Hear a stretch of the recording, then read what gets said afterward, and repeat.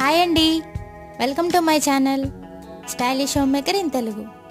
ఈరోజు video oil కవర్లని మనం ఇంట్లోకి ఎలా వాడుకోవచ్చు అన్నది చెప్తానండి. నాకు తెలిసిన కొన్ని టిప్స్ని మీతో షేర్ చేసుకుంటాను. మరి వీడియోలోకి వెళ్ళిపోదామా అండి? ఫస్ట్ ఈ ఆయిల్ కవర్లని సర్ఫ్ వాటర్లో నీట్గా క్లీన్ చేసేయండి. చేసిన తర్వాత కట్ చేయండి. నేను వీడియోలో చూపించానండి. కిచెన్లోకి వచ్చి ఈ కవర్లని ఎలా వాడుకోవాలో చెప్తాను. ఈ కవర్ మీద గారెలు, చెక్కలు ఇలాంటివి చేసుకోవచ్చండి. ఇంకా ఇవాళ రేపు అందరి ఇంట్లో మిషన్ ఉంటుంది కదండి. మిషన్ మీద ఒకదానికొకటి ఈ కవర్ని స్టిచ్చింగ్ చేసుకోవచ్చు. స్టిచ్చింగ్ చేస్తే పెద్ద కవర్గా తయారవుతుంది.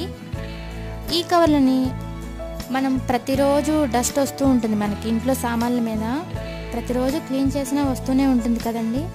సో ఈ కవర్ని ఆ సామాన్ల మీద మనం కప్పచ్చు. Like teapoy, dining table, cupboards, బీరువాలు, అలమర్లు ఇలా ఉంటూ ఉంటాయి కదండి, వాటి మీద కప్పచ్చు.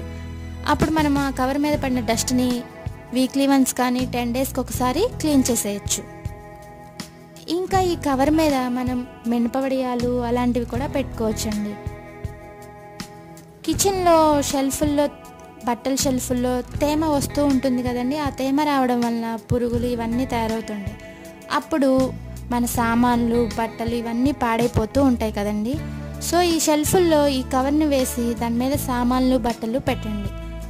అప్పుడు సామాన్లు కానీ బట్టలు కానీ పాడైపోవండి. నాకు తెలిసిన కొన్ని టిప్స్ని మీతో షేర్ చేసుకున్నానండి. మీకేమైనా తెలుసుంటే కామెంట్ బాక్స్లో మెన్షన్ చేయండి. అందరికీ యూస్ఫుల్ అవుతాయండి. ఈ వీడియో మీకు నచ్చింది అనుకోండి, సబ్స్క్రైబ్ చేయండి.